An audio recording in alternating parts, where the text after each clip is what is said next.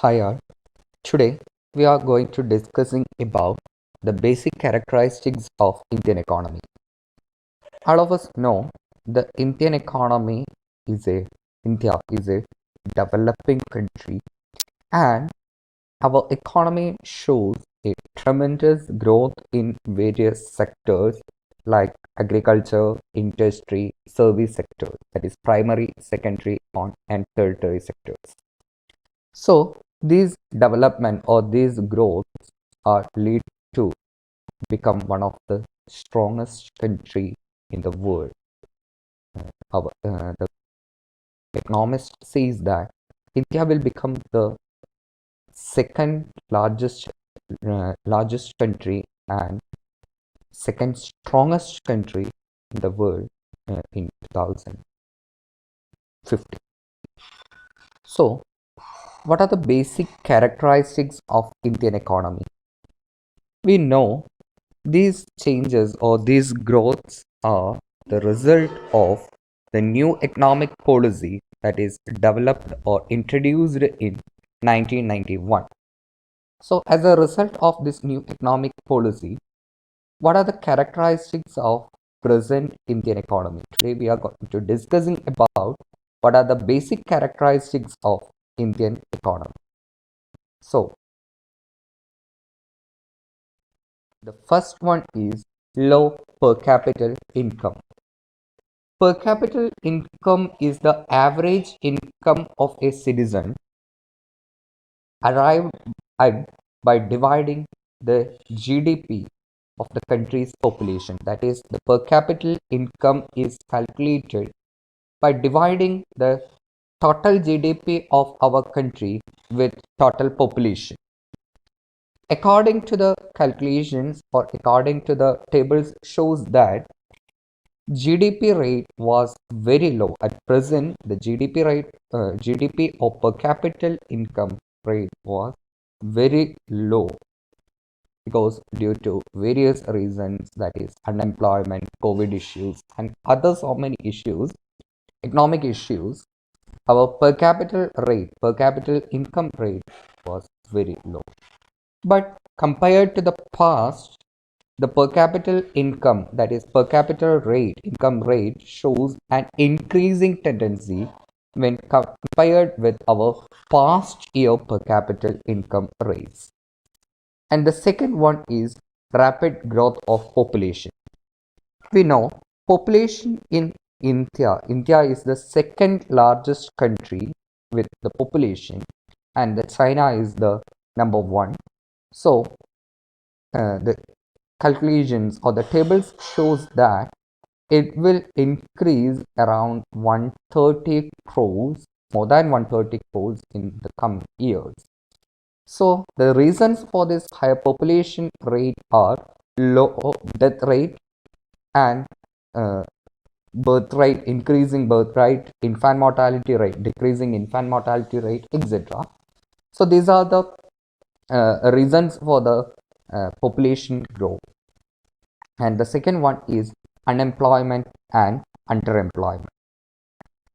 In India, labor is an abandoned factor. That is, in India, we have a number of the variety of labor sources available. Human resource is the major part of our country. So that's because of rapid increasing of the population.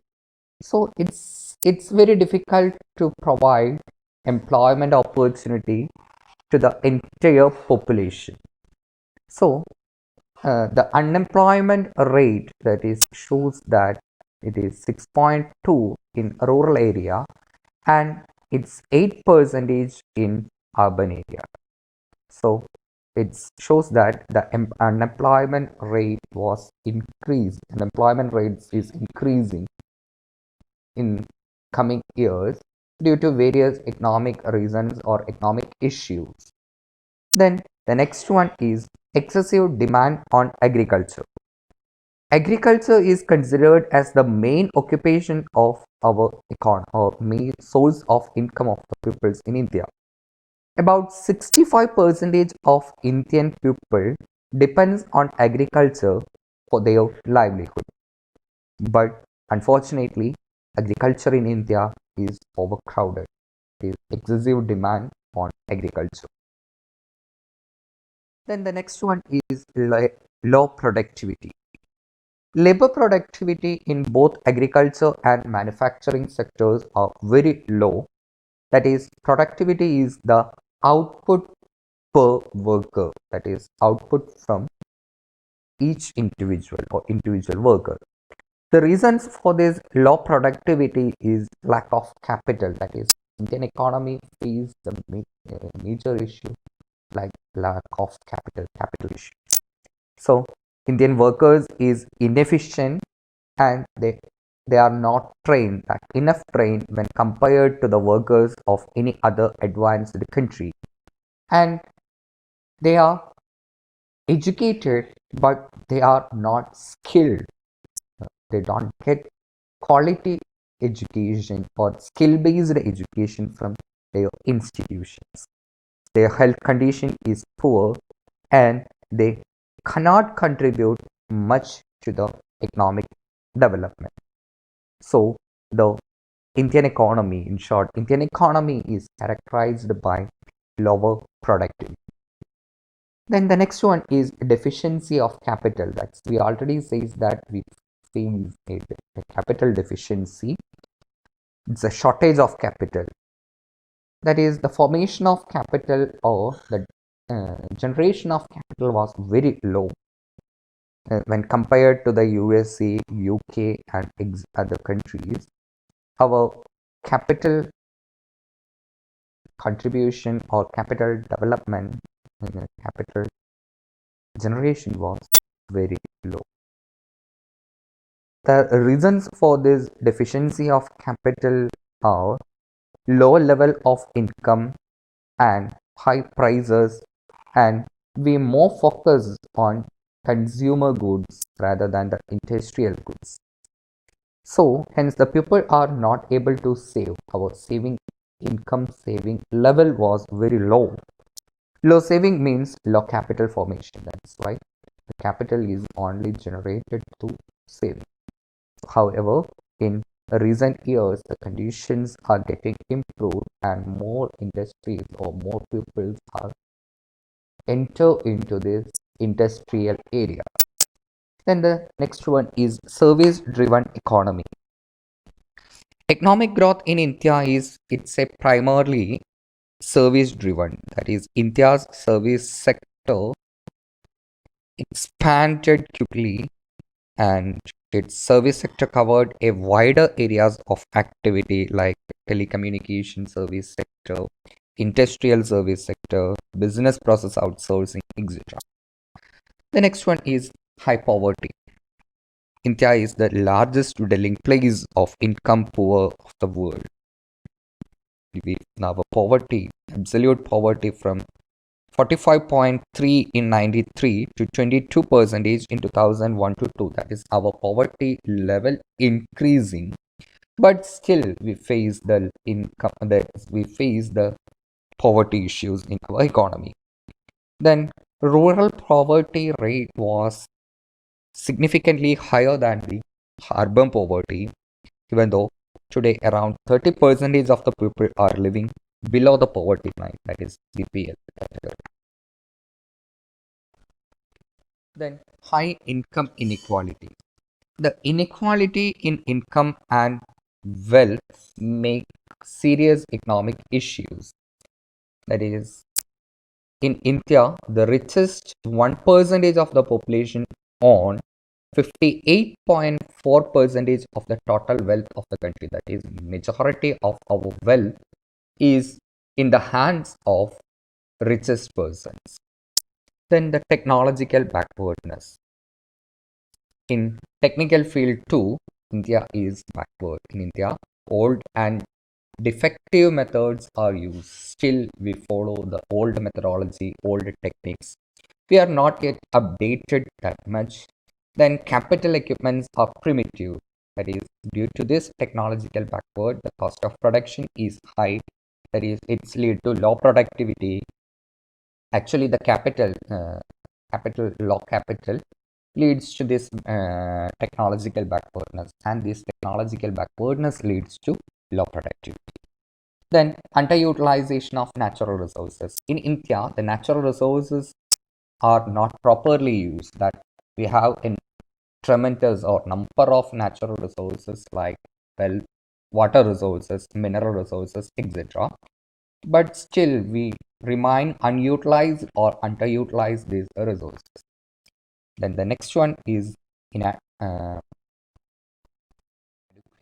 infrastructure. That is, heavy investment is infrastructure is essential for to the development of a country and of course the industrial development.